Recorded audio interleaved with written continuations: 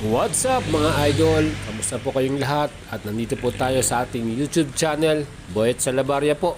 At ngayon, nasa bike vlogging po tayo at tayo po ay bumisita sa isa sa pinakasikat na bike shop dito sa Pangasinan. And ito po yung Dance Bike Shop. Meron po silang dalawang branch located po sa Calasiao at isa sa Dagupan, where is the main branch yung pong Dagupan City. So guys, ang ating pong nakita at na-feature today, ito pong bagong-bagong 2021 models ng Trinx bikes. So guys, meron po tayo nakita sa kanila ngayon na available. Ito po yung kanilang fat bike na Trinx 2021 model T106. Ano po yung mga specs niya at ano po yung mga features na sure na magugustuhan ninyo kung gusto niyo pong bumili ng bike as of today. So guys, kung bago lang po kayo sa ating video, please don't forget to subscribe at pakiclick na rin po notification bell para po updated kayo sa ating mga future videos.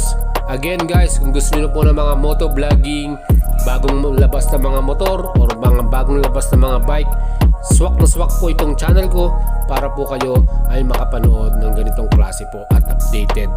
So guys, bibigyan ko po kayo ng magandang update regarding sa 2021 Trinx 106 na fat bike.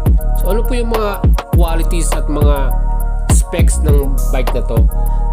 Let's go sa specs ng bike na to. Sa kanyang frame, meron po siyang Trinx alloy na talaga yung technology is very lightweight. So maganda po yung kanyang frame, lightweight na po yan, made of alloy.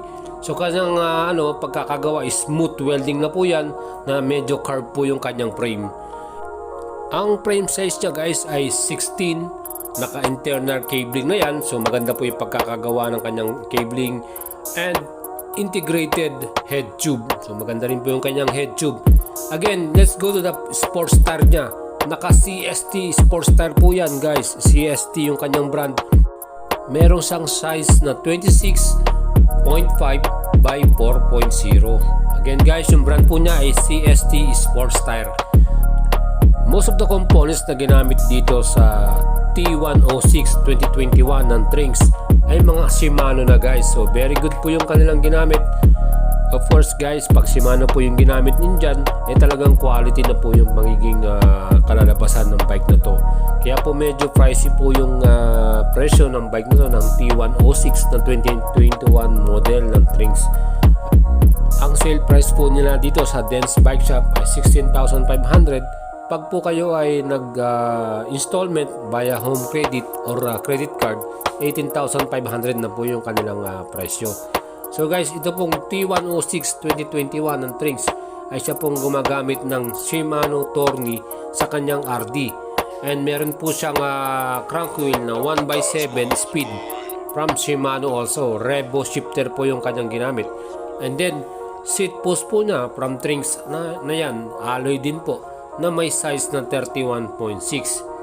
Ang maganda rin po dito ay naka-disc brake na po yung kanyang front and rear ng T106, pero mechanical lang po, hindi po siya hydraulic. And yung seat niya is quick release, so maganda po, pwede nyo pong i-adjust kagad yung kanyang seat kung gusto nyo pong medyo taasan or babaan. Siyempre meron po siyang quick release na na gamit. And what else?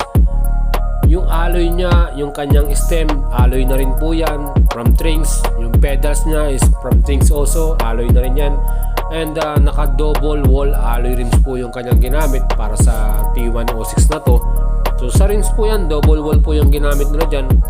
Yung saddle niya po is from Trinx also, and very soft po yan. Talagang medyo makapal po yung padding.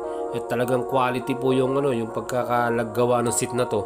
Hindi po sasakit yung puwet nyo pagka medyo malayo po yung ride natin at yung panjak natin pumunta po tayo from Dagupan City to medyo malayo na, mga Suwal or Binmalay, Lingayen, yan. Medyo malayo na rin yan. So hindi po sasakit yung puwet nyo dahil ang ginamit po nilang seat medyo makapal po yung foam. What else pwede pong i-offer ng T106 na 2021 model? Meron din po siyang handlebar na mid-rise yung kanyang pagkakagawa, na merong 600 mm po yung haba. So mid-rise po yung kanyang handlebar. naka-seal bearing po yan. Bottom bracket nya naka-seal bearing na rin. So what else yung mahihingi po natin dito sa model na to? Ready na po siya sa kanyang long drive, no? Or long ride. Yan. So sa mga tropa natin, pwede nyo nang yayain pag sa nakabili na po kayo ng T106 2021 ng Trings.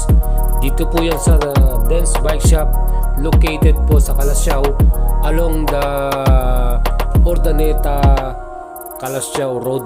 Yan, kung pupunta po kayo ng Robinson, malapit lang po yan. Tapat po siya ng Home Ideas Superstore.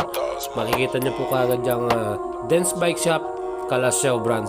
Or kung gusto niyo pong magsadya sa kanilang main branch, located po yung kanilang main branch sa A.B. Fernandez Avenue. Ano naman yan, sa tapat naman po ng Dagupan Museum, mismo sa plaza na, bago pa punta kayo ng Dagupan City Police Station. Yan guys, 2021 model ng Trings T106. Napakaganda, no? May kulay po siyang blue at may kulay siyang red. Pwede po kayo mamili dyan kung ano po yung gusto nyo at kursunada ninyo. And sa aking safety tips po para sa mga gustong magbike. Again, sa mga baguhan, importante po na meron po tayong helmet. At huwag mo nating kaligtaan yan. Unang-una po nating bibilin yan after po nating bumili ng bike. Magkaroon po tayo ng helmet and mga padded safety sa ating katawan.